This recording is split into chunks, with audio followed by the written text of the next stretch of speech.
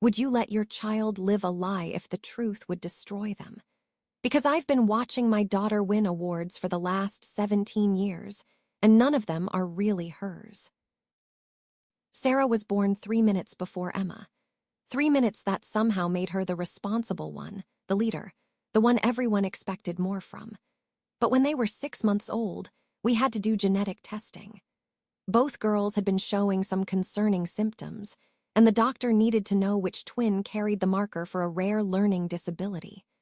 I remember sitting in that sterile office, holding two identical babies, waiting for results that would shape their entire futures. The envelope came back with both results inside. Sarah's showed the genetic marker. Emma's was clear.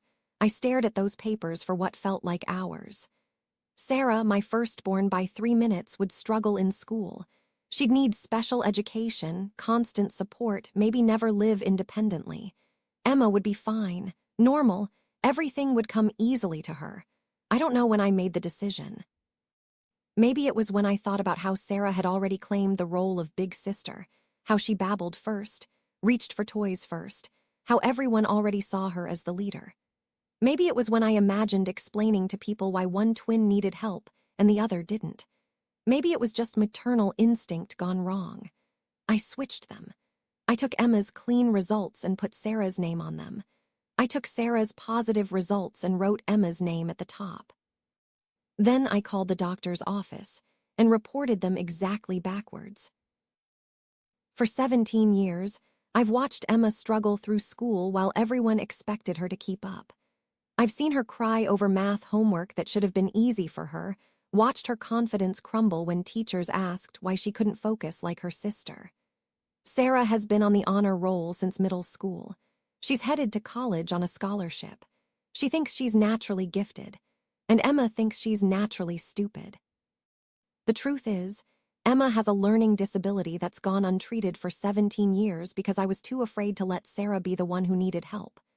I've stolen Emma's chance at proper support, at understanding why her brain works differently. I've given Sarah achievements that were never meant to be hers. But here's what keeps me awake at night. If I tell the truth now, Sarah loses everything. The scholarship, the college acceptance, the confidence she's built her entire identity around. And Emma. She gets an explanation for her struggles, but she also gets to know that her own mother chose her sister over her before she could even walk. She gets to know that I watched her suffer for 17 years and said nothing. There's a part of me that thinks I should take this secret to my grave. Sarah is happy. She's successful. Why destroy that?